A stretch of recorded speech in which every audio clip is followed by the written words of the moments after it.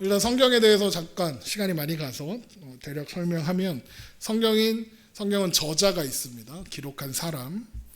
그리고 특수한 역사적 상황 가운데 특별한 목적을 가지고 특정한 사람들을 위해서 기록되었어요.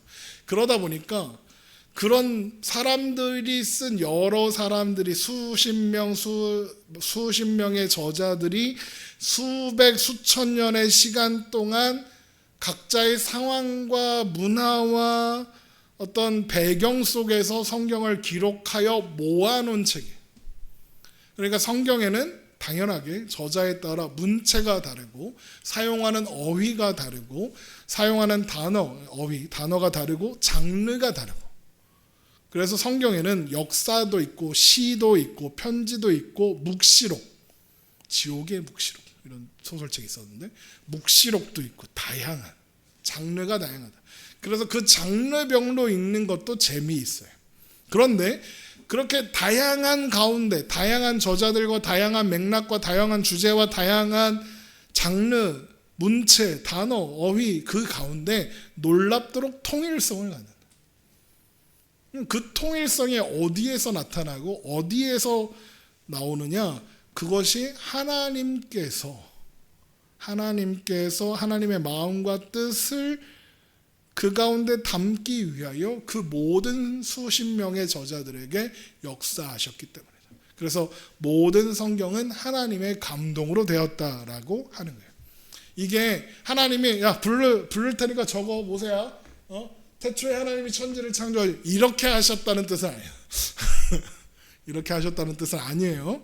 하나님이 영감을 주셔서 그 사람의 말과 그 사람의 언어와 그 사람의 논지와 그 사람의 상태에 따라서 각각 성경을 기록하게 하셨는데, 그것이 하나님의 뜻 가운데에서 하나님의 인도하신 가운데 기록되었기 때문에 통일성을 갖게 되었다라는 의미에서 이거를 유기적 영감설이라고 해요. 성경 영감설일 때.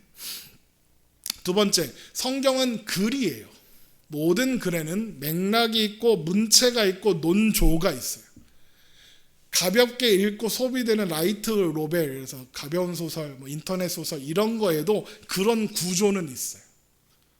그래서 성경도 그렇다. 성경도 글이다. 그래서 우리가 잊지 말아야 하는 게 성경은 어느 한 절에 목숨 걸면 안 된다. 어떤 단어 하나에 목숨 걸면 안 된다. 그 맥락과 문체와 그런 글로써 읽어야 한다. 안 그러면 그러다가 한 단어, 한 문장에 집착하게 되면 이단이 돼요. 이단들의 성경 공부가 대체로 그러지. 맥락은 갖다 버리고 한 절에 목숨을 걸어요. 그래서 세례 요한이 배도자다 이런 말씀을 그냥 막 하는 거예요. 왜? 성경의 맥락과 상관없는 이야기를 하는 거죠. 그걸 이제 한 절 몰아치면서 가니까 그러네 이렇게 속는 거예요. 성경은 항상 문맥과 맥락 속에 읽어야 된다. 세 번째, 성경은 책이다. 여러 가지의 글이 모인 한 권의 책이다. 아까 다양성을 가지는 동시에 통일성을 가지고 있고, 그러니까 여러 글들이 모여서 한 권의 책이 됐다. 보통 책을 묶을 때 우리가 그 책을 어떤 기준에 의해서 묶느냐, 하나의 주제로 통합될 수 있게 그 책을 묶는단 말이에요. 그러니까 성경도 역시 하나의 주제로 통합되는데 그 성경의 주제가 무엇이겠느냐, 말씀드린 것처럼 하나님이다. 하나님을 아는 것이다. 하나님을 왜 알아야 되냐? 그 하나님을 아는 것을 통해서 하나님이 목적하시는 바가 뭐냐? 우리를 하나님 나라 백성 되게 하는 데 있다. 그 방법, 하나님 나라 백성이 되는 방법으로 주어지는 게 구원, 다른 말로 구속이라고 하는데, 그래서 성경은 구속사적 관점에서 읽어야 한다 이런 말을 하는 거고, 그런데 그 구속을 하시는 이유가 뭐냐? 하나님 나라를 이루기 위하다. 그래서 하나님 나라 관점으로 읽어야 된다. 이제 이런 얘기를 하는 거예요.